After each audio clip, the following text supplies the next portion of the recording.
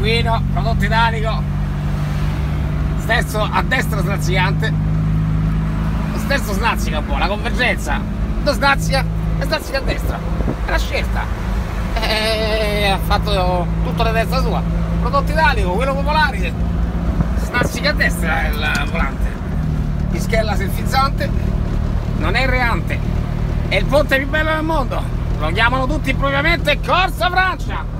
No, è una forma di ignoranza, si chiama Ponte Flaminio, quello che Keita, quello della Lazio, ha pensato bene di battezzare con la Lambo, venendo da iper di qua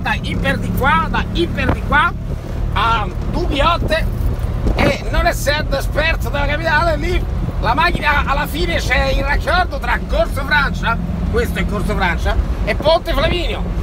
E la macchina fa di questo, ti si alleggerisce, non sai guidare, sai mediamente giocare a calcio, hai allenato le zampe, non la testa, perché si guida anche con le zampe ma parte tutto dalla testa, ti si alleggerisce tutto, vai a frenare perché ti caghi sotto, non sai guidare, levi gas, freni e la macchina fa snaus, anche se a 4 ruote motraus la Lambo gli ha fatto snaus e si è andata a schiantare contro una parte di Ponte Flaminio, me l'ha andato anche a snazzicare, è andato un po' il travertino a intaccarmelo.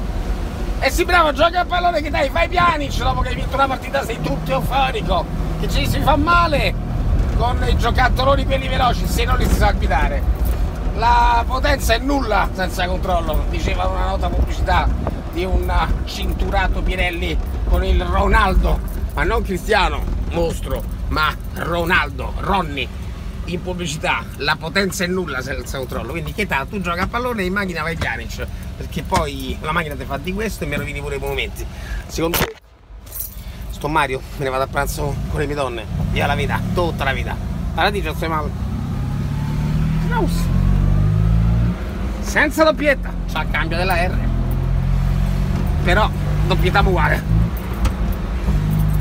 Snaus.